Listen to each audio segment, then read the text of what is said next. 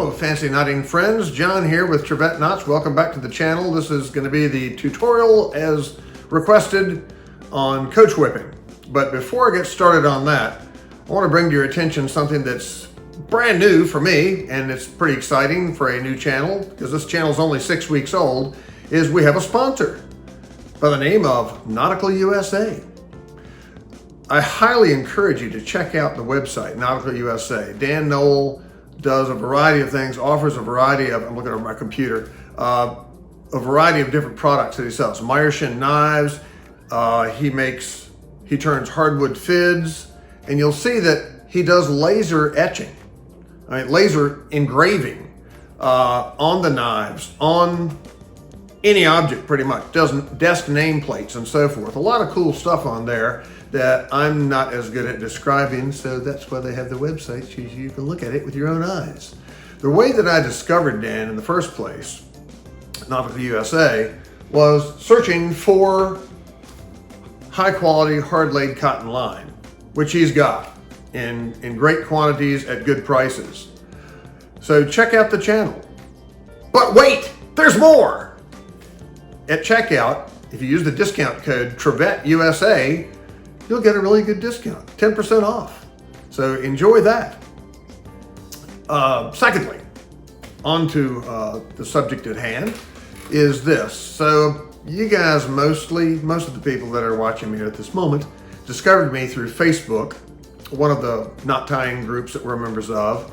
And so last week I threw out the proposal of who wants to see a tutorial on coach whipping, which received ridiculous response to the tune of hundreds and hundreds of you saying, please, yes, do a tutorial on coach whipping. And that's what this is.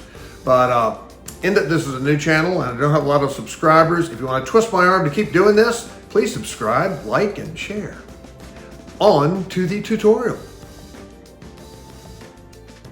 So before we get started, I wanted to give you a reference from the book, The Marlin Spike Sailor. So here is the description of that from that book, and here's me doing it. So here's the basic tutorial on the pattern we're going to be using for tying coach whipping in 24 strand. So each one of these in that video is really 3 lines, but it's a whole lot easier to look at this way. And I want anyone that's interested in tying this to understand the actual pattern you use to tie it. I played with this a little bit, never having done this before yesterday. And as I began tying it and beginning, according to the instructions I read in the Marlin Spike Sailor, that's where I got this. And it starts right around the back. If you do that, it doesn't cover the front at the beginning very easily. So I played around with it, and if you just take the beginning and go left over right. I misspoke here, but if you do right over left, I show it works. It covers the front nicely. Then, here's the bird. You begin with the furthest one in the back here. So there's one back there, and you're gonna go behind, you can't see this, but behind the one right next to it. So under that one, then lay these out. Over the next one, under the next one, and over the next one. So under, over, and your back still having 4 and 4 in each hand. Then starting from the right, the one that's furthest back on the right goes under this one on the left, over the next one, under that next one, and back over the one in front. So immediately you see the pattern establishing as to what it's going to look like. And this is going to run all the way around. And I'll do it a couple more times just to show you how it pairs up. But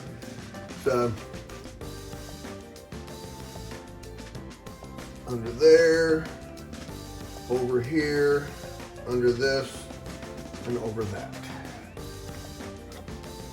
Pull them back around.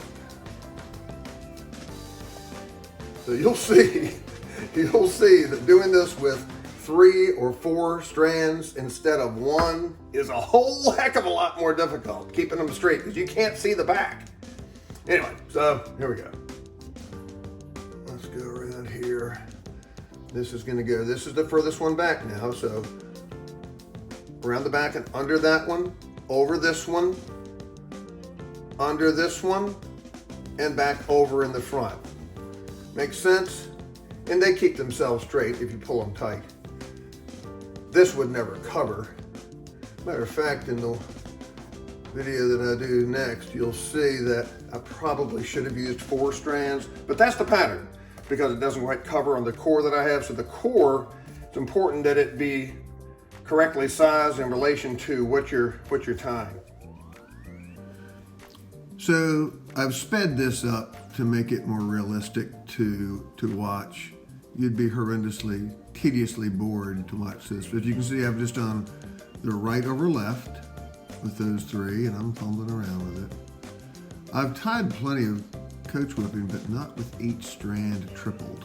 So there's the right over left in front, and that really worked to cover up the front. I'll show you the finished product here in a few.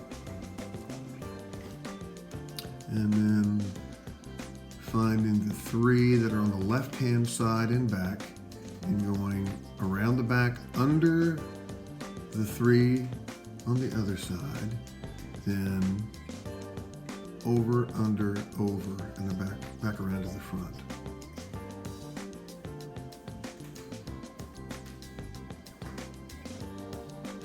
I will be honest and tell you that there was flowery language involved in the early stages of this as I fumbled with it.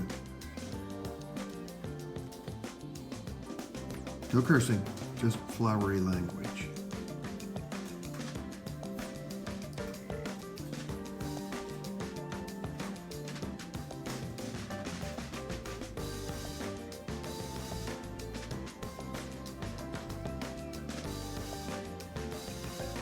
Not being able to see the back and having 3 strands, I should have used 4.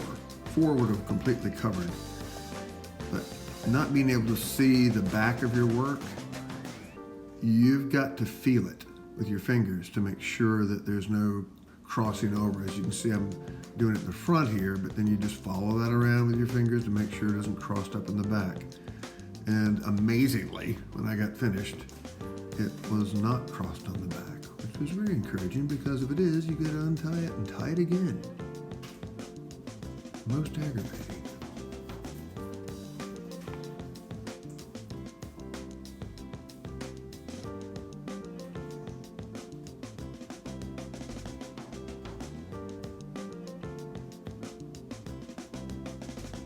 The first time I saw this, coach whipping, I was in the Navy, and first time aboard ship, I was on the USS Saratoga back in 1980. A buddy of mine said, let's go up to Vulture's Row. I was like, what's Vulture's Row? He said, where we go watch the planes take off and land and so forth. And I was like, cool, let's go. So we headed forward, well, actually aft from where we were, and way up, almost to the top of the island. And as you approach that area, Admiral's Row, the flag territory, you start to see some things look different. And on the stanchions and railings approaching that area, there was fancy knot tying. And I was like, good night. What in the world? And it was coach whipping. I didn't know what it was called then, but I looked at it, it was like, good night. It made an impression. I have never forgotten that experience of first time seeing large expanses of coach whipping and Turk's heads tied on practical workspaces. So I've always loved this and wanted to be able to tie it, and so now I can. Which is why I want to share it with you guys, because if you're, and regardless of what level you're at, if you're an experienced or a master knot tyer, as some are, you know what this is. It's not easy, but it's something that you can do. I mean, it's not easy to start out doing, but once you understand what you're doing, it just requires some patience and practice to get better at it and master it. Is that enough, folks? That's probably enough. I don't want to torture you with every single stage, but you can see the pattern.